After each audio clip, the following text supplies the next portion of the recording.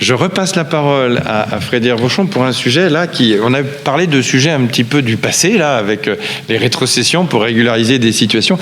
Là, on va parler c'est une délibération qui parle d'avenir, puisque nous avons répondu au cœur de l'été, ou c'était à la fin de l'été, à un appel à manifestation d'intérêt lancé par le département de Loire-Atlantique. Et nous avons donc déposé notre candidature, mais c'était sous réserve, parce que quand on postule à ce type d'appel à manifestation d'intérêt, il faut une délibération, mais il y avait une échéance à respecter, je crois que c'était le 15 septembre.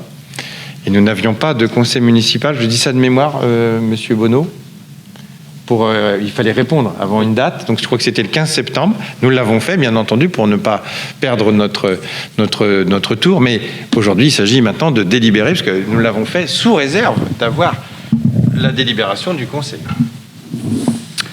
Oui, donc effectivement, c'est un appel à manifestation d'intérêt, comme disait Monsieur le maire, qui est important, tourné vers l'avenir.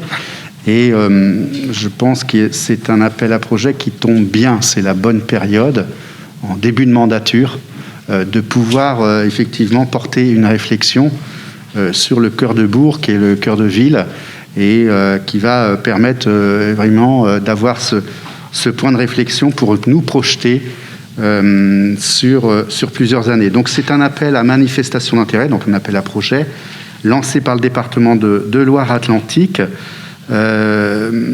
Cet appel à projet s'adresse uniquement aux communes de moins de 15 000 habitants qui désirent aborder des projets dans une réflexion globale sur ce cœur de bourg, cœur de ville.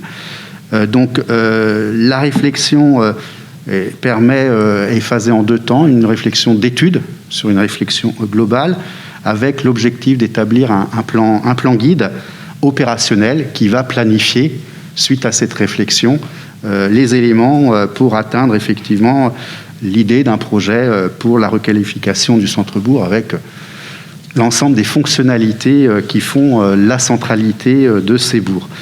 Donc le département apportera aux communes qui seront retenues un soutien en matière d'ingénierie et de soutien financier. Donc ça aussi, c'est quand même un élément intéressant qui motive quand même les communes à déposer cet appel à manifestation d'intérêt. Donc pour Bouaye, effectivement, nous nous inscrivons dans le premier temps, c'est-à-dire lancer une étude de réflexion globale sur la requalification du cœur de bourg, et Bouaye peut prétendre à une subvention qui s'élèverait à 40% du montant hors taxe.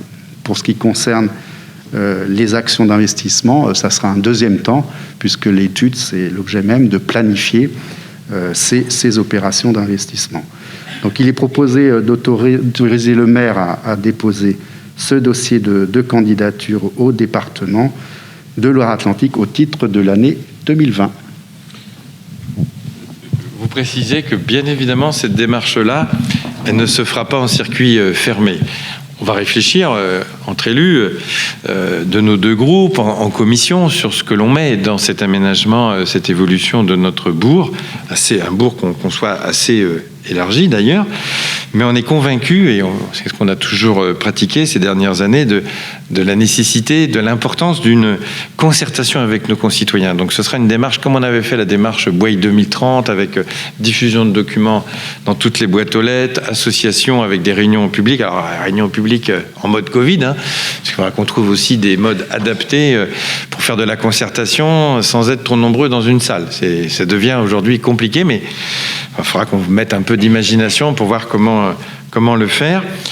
Mais on fera cette démarche de concertation avec nos concitoyens. C'est important. Voilà, on parle de l'avenir, donc ça intéresse tout le monde. Et la réflexion qu'on avait menée sur Bouaye 2030 avait été enrichie par les réunions publiques ou les questionnaires que nous pouvons diffuser auprès de la population.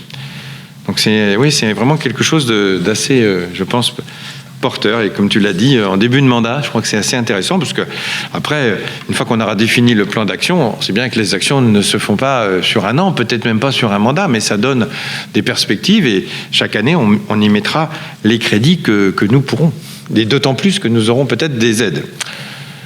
Donc un projet assez intéressant. S'il y a besoin d'explications, nous pouvons. Sinon, je mets aux voix. Qui s'abstient? Qui vote contre? Adopté à l'unanimité.